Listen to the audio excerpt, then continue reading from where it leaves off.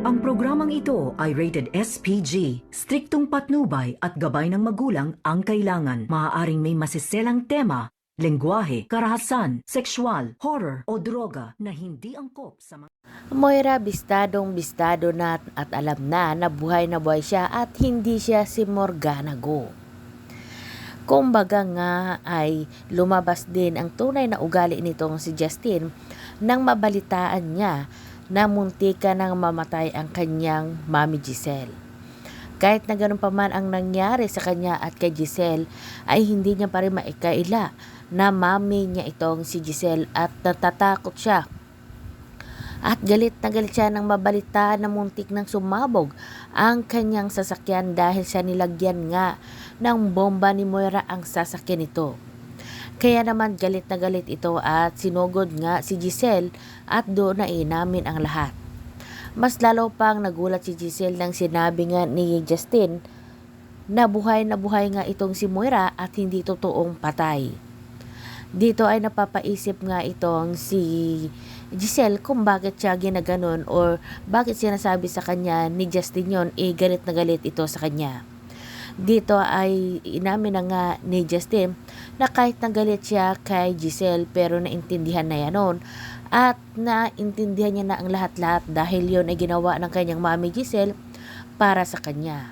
Ayaw niya na maging mapariwara at magiging masama ito katulad ni Moira at ni Zoe. Kaya naman nagpakapatawaran nga ang mag-ina at dito ay siniwalat na nga ni Justin ang kanyang nalalaman. Ayon pa kay Justin, Mami, hindi totoong patay si Moira dahil lagi niyo siyang kasama at ang totoo, siya ang naglagay ng bomba sa sasakyan mo. Buti na lamang at napigilan ito dahil kung hindi, sumabong na kayong tatlo ni Annalyn at ni Tito RJ. Oo, tama yung iniisip mo. Si Morgana Go at si Moira ay iisa. Hindi totoong si Morgana Go itong si Moira. Nagtatago lamang siya sa pangalang Morgana Go sa kanyang si half-sister. Ang kanyang half-sister ay totoong si Morgana Go. At ito ngayon ang ginagamit ng pangalan ay si Nosy G. Kapalit nga ng pera na binayad ni Moira at ni Chantal. Kahit na si Zoe ay niluloko ka lang niya. Noong una ay ayaw nga maniwala ni Giselle kay Justin, baka nga pinaglalaroan lang siya. Pero nang makita niya ito na umiiyak at sinsirado ito sa kanyang sinasabi, dali-dali niya nga sinugo nilang dalawa itong si Moira at isang malaking sampal nga ang pinadapo ni Giselle sa mukha ni Moira. Ayon ka kay Giselle, hayop ka Moira, niloko mo kaming lahat. Buhay ka pala, papatayin kita. Ganon din itong si Zoe na nanood din kakapasok lamang, narinig niya lahat ang sinabi ni Giselle. At dito ay sakit na mata nga ang kanyang tingin dito kay Justin. Ayon pa nga kay Zoe, traitor ka Justin. Niloko mo kami. Nilaglag mo kami ni Mami. Wala kang utang na loob. Ayon pa nga kay Justin, tama na Zoe. Buhay ng nanay ko ang nakasalalay dito.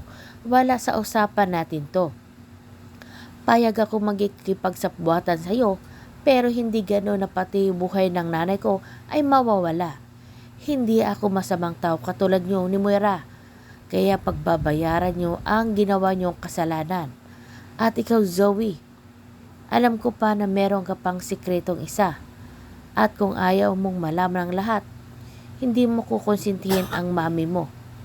Kaya naman dito ay wala na magawa itong si Zoe kundi tumahimik na lamang. Samantalang itong si Moira ay hindi nga makahuma at hindi makamagsalita dahil hindi niya napaghandaan ang sampal ni Giselle. Ayon pa kay Giselle, napakawalang hiya mo talaga Moira. Kahit kailan napakasama ng ugali mo. Kaya pala nakapadlak yung kabaong mo dahil walang laman yun. Pero hindi ako papayag na makakatakas ka sa kasalanan mo. Gagawin ko ang lahat mabubulo ka sa kulungan at pagbayaran mo ng mahal ang ginawa mo sa papa. Lalong-lalo ka na Zoe. Dito ay wala nang magawa itong si Moira kahit na sabihin niya na niloloko lamang siya ni Justin at siya nga itong si Morgana Go. Pero ayaw nga makinig ni Giselle at ayaw pa nga dito kay Justin. Kung gusto mo Mami, tawagan natin itong si Nosy G Siya lang magpapatunay na siya nga itong si Morgana Go at hindi si Moira. Dito mas lalong natakot nga itong si Moira, pero ganun pa man nanindigan ito na siya nga itong si Morgana Go. Ayon pa nga kay Moira, kahit anong gawin nyo, ako si Morgana Go at pati na nga si Moira. Dito parang dihado nga itong si Justin dahil parang lumalabas nga na totoong sinasabi ni Moira. Pero ayon nga kay Justin, huwag kang maniwala dyan mami. Lahat ng yan ay binayaran nila para magiging katapani-paniwala na siya nga itong si Morgana Go. Pero ang katotohanan, siya si Moira. At kahit daw kayo ang kanyang libingan, wala kayong makikitang bangkay doon dahil buhay na buhay nga si Moira. Niloloko lang kayo. Lahat na nangyayari kung bakit hanggang ngayon andito pa si Moira, ayon ay kagagawa ng kanyang mama Chantal. Kahit itong si Zoe alam niya na ito nga ay si Moira. Dahil nga andyan ako at ako ang nagplano kung paano mahuli namin si Moira. Natatandaan mo nung nakasalubong mo ako kasama si Lynette? Yun ang time na nahuli namin si Moira na nagkunwari nga na aksidente itong si Zoe at pinaalam nga namin doon kila Moira. At dito ay napatunayan namin na si Moira nga at si Morgana ay isa. At dito ay inamin niya rin ang katotohanan. At ganoon din ang suspitsyo nga noon ni Zoe na siya nga itong si Moira pero pilit niyang tinatanggi. At yun nga ay nalaman namin ang katotohanan at siya nga si Moira at hindi si Morgana Go. Ngayon Moira, huwag ka nang magkaila pa dahil huling-huli na kayo. Pagbabayaran mong ginawa mo. Malas mo lamang at munti ka mo nang namatay yung mami ko.